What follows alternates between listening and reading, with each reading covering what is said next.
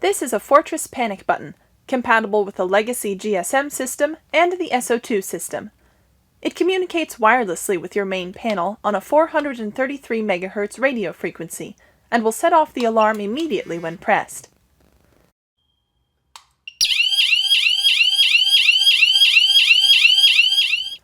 Your package comes with double-sided sticky tape, which can be used to mount the panic button in a permanent location.